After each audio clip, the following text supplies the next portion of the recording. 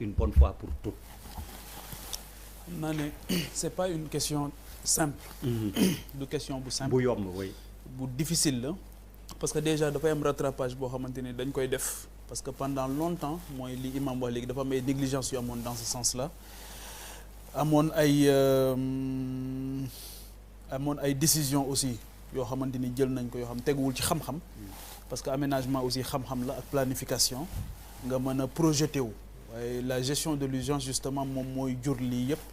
ce débat là on l'avait l'année passée daaw 13 milliards sax lañ génne woon 10 milliards pour régler des urgence ci première semaine bi je pense c'était le 9 septembre 3 milliards yi ñu ne dañ koy def cash money yónnee ko ñi nga xamante ni ñoom ñoo loru loolu donc loolu la ñu waxoon mais au-delà de ça le président aussi avait demandé que ñu jox ko benn rapport sur les 8 années d'exécution du plan décennal donc loolu aussi laajoon na ko mais xam nga bu mbir yi nekkee nii di jàmbat dañ ciy nekk waaye bu jàllee souvent pour liggéey bi mën a continuer vigoureusement ñi ci war a liggéey yépp liggéey ci ba nga xamante ni loolu du amaat donc je pense que loolu dañ ciy def jumte yu bare donc man démb ci guddi ba 23h maa ngi jokkoo ak ñoo xamante ni et je remercie Chérif Dia ci réactivité am démb 23h la ma ay population woo Diamaguène Diacksao Sicap Mbao ñu ne ma nit yi ñoo ngi tëmb ak seen matériel yi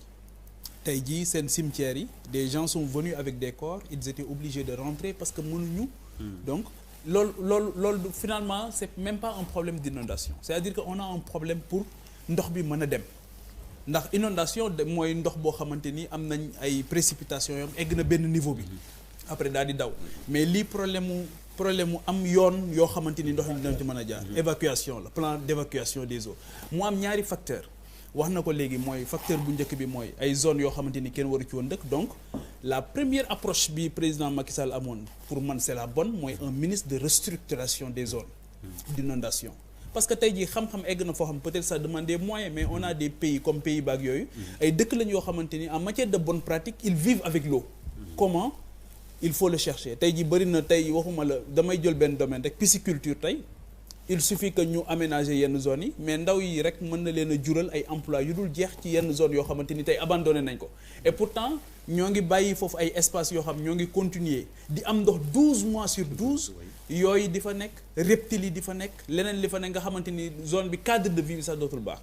donc loolu mooy le premier aspect l'autre aspect il y a aussi l'action de l'homme parce que léegi tudd nañ Dakar léegi ci wàllu inondation mais léegi y a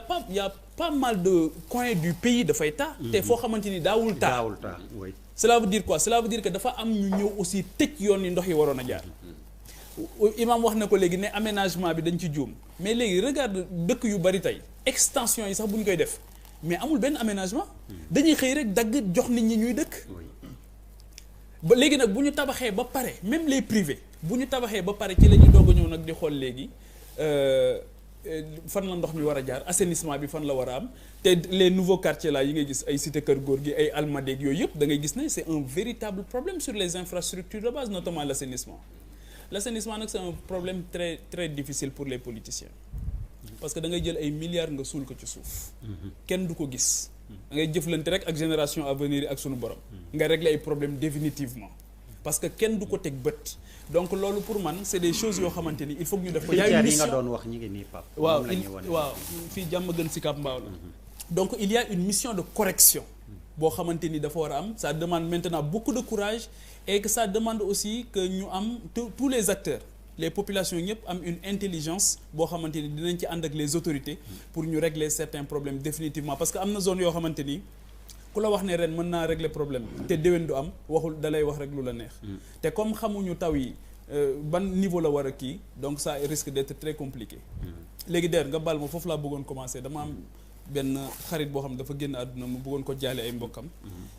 koo xamante ni ku am solo la ci Sénégal un brillant esprit un polytechnicien Pape Diémé bi dëkk Goudomp donc daaw c'est un brillant polytechnicien d'ailleurs daaw dañu ma parrainé woon à Goudomp c'était la première fois ma dem foofu d'ailleurs ak ñoom bi ma demee je me suis rendu compte que moom mooy parrain bi mais mu am solo lool amoon solo lool ci population bu Goudomp tey rek j'ai pas pu me rendre là-bas mais tey jot naa soxnaam ak papa mu nekk une perte douloureuse boo xamante ni donc maa ngi koy jaale population Casamance yëpp di ko jaale waa Goudomp yëpp donc di ñaan suñu borom subhanahu wa taala mu xare ko aljana te saraxam yàggal saraxam seen amiin ñi ngi koy masawu